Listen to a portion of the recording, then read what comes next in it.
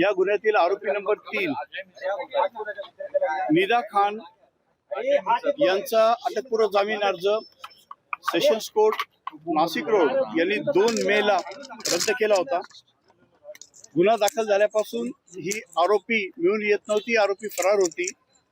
Nashik police आणि Aurangabad police यांनी jointly जी कारवाई केली त्यात काल रात्री 11:15 वाजता छत्रपती संभाजीनगर येथे ही आरोपी मिळून आलेली आहे। आरोपीला ताब्यात घेऊन काल रात्री उशिरा औरंगाबादच्या संबंधित ज्युडिक्शनच्या कोर्टासमोर नेण्यात आलं।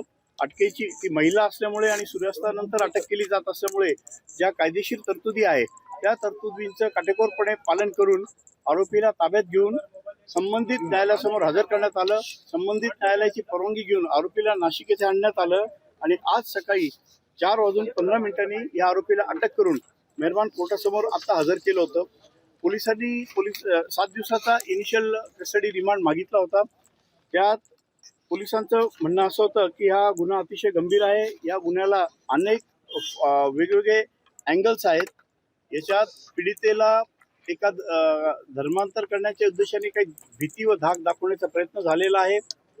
तिला एक बुरखा देण्यात आलेला आहे, तिला नमाज हिजाब याबाबत ट्रेनिंग देण्यात आलेलं आहे।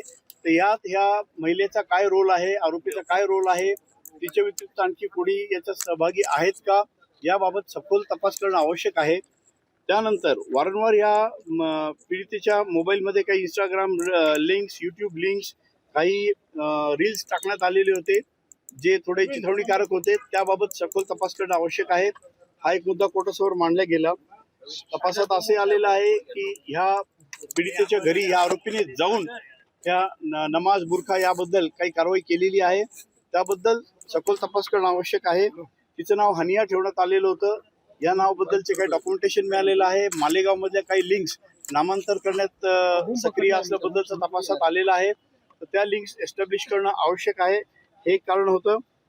त्यानंतर ह्या महिलेला पीडिताला मलेशियामध्ये इम्रान नावाच्या व्यक्तीमार्फत जॉब देऊन पुढे पाठवायचा विचार होता। त्यात काय मनी ट्रेल आहे, यात मालेगावची पार्टी कोण आहे, मनी ट्रेल काय आहे याबद्दल सखोल तपास करणं आवश्यक आहे। तसंच तपासात एक माजिद पटेल हे नाव नव्याने निष्पन्न झालेलं आहे। तपासात असं निष्पन्न झालेलं आहे की ही महिला आरोपी नारेगाव, कोसर, छत्रपती संभाजीनगर इत्यादी भागात राहिलेली आहे, तिला कोणी आश्रय दिला त्याबाबत तपास चालू आहे। त्यात माजिद पटेल नाव आलेलं आहे, त्यांना आरोपीपणात सामील करून कलम 238 वाढ करण्यात आलेली आहे। हा सगळा तपास विचारात घेऊन 11 तारखेपर्यंत या महिलेला पोलीस कस्टडी सुनावण्यात आलेली आहे।